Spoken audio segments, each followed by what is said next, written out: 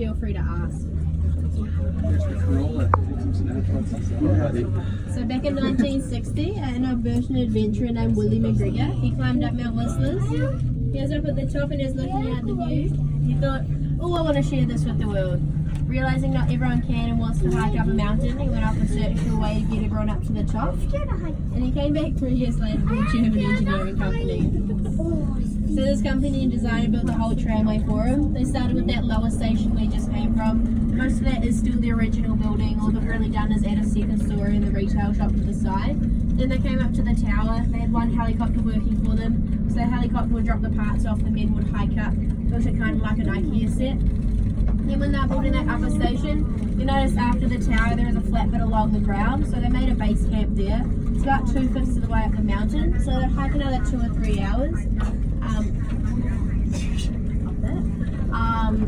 Do the 8 to 10 hours later, hike back down, sleep for the night, and then do it all again the next day.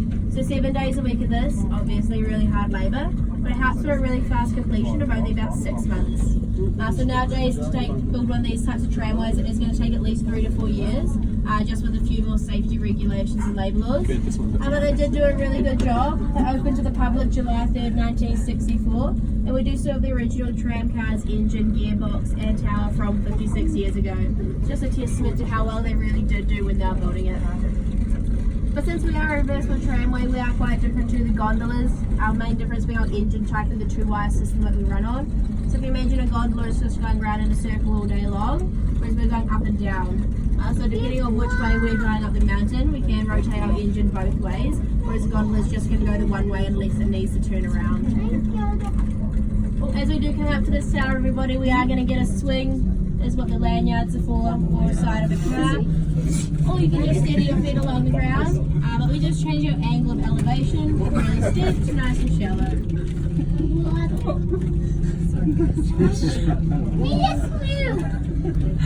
So that's really going to be the most exciting part about this. But those 2 wires that we are connected to, you can see them out the back, front, or to my side of the car. But that top wire is our track rope. It's basically our weight bearing rope, and it's anchored at the top and the bottom. Whereas that smaller one is our haul rope.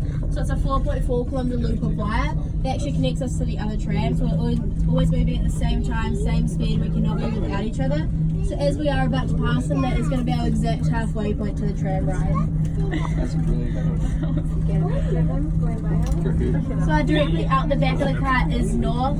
Out to the west here we've got the Yellowhead Mountain Range. So this range is the border of British Columbia and Alberta. It's also a continental divide.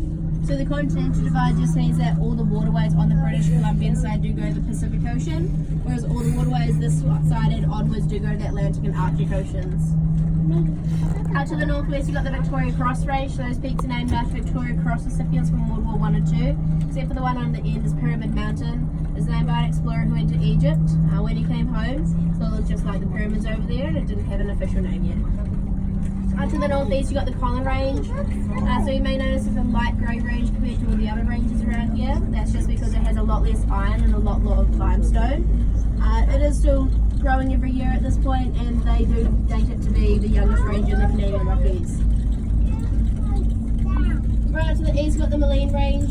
So Moline Canyon and Moline Lake on the other side of that mountain range and the next valley over, and unfortunately we cannot see them from the tramway. But you have come on such a clear day that we can see Mount Robson today. So Mount Robson is the tallest mountain in the Canadian Rockies, and it is headed as 21st tallest mountain. It is out to the west, behind the Yellowhead Range, which is part of the Rainbow Range, and it is the only mountain out there that is covered in snow still. So it is nearly 4,000 metres above sea level, about 12,000 feet. In perspective, we're going to be at 2,263 metres above sea level when we reach the top station, so it is nearly double our height.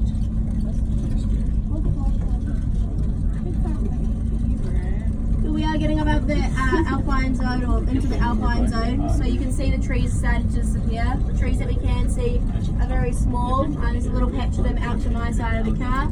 So these trees are actually called Krumholtz trees. Up here they only have about 60 to 90 days a year to grow. So grow about 1 to 5 millimetres a year. So in perspective, a tree that is my size can be 150 years old. That also means if you're going walking, make sure you stick to the track and don't go stepping on vegetation. This is the animals' food, and we want to keep it safe for them. approaching the top station now. We've got some safety things to go over before we get out, and what to do when you do want to hop down. When we do fully dock or stop, we're going to hop out that outside door.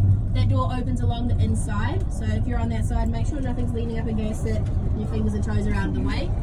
We're going straight out onto our boardwalk. Our boardwalk does go all the way around our building. There's some plaques that give you the names of the mountains and the rivers and the lakes that you can see from up here.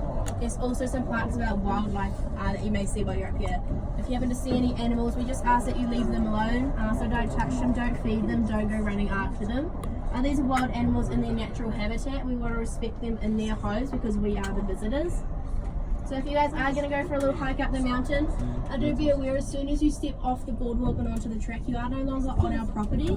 So the track is Parks Canada property, so it is at your own risk and you are liable for your own safety. So it's like any other hiking trail you're going to go on. Don't go wandering off into the wilderness. Don't do dumb things. Yeah. When you do want to hum back down, hop into the lobby. There's no real time limit for you guys up here other than the last tram being at 10 o'clock tonight. Up until then, spend as much time as you want. In the next hour and a half, 2 hours, it is going to get pretty busy wanting to come down. So just so you know, there may be a bit of a wait. But yeah, there's washrooms inside, gift shop, and it's also the fully licensed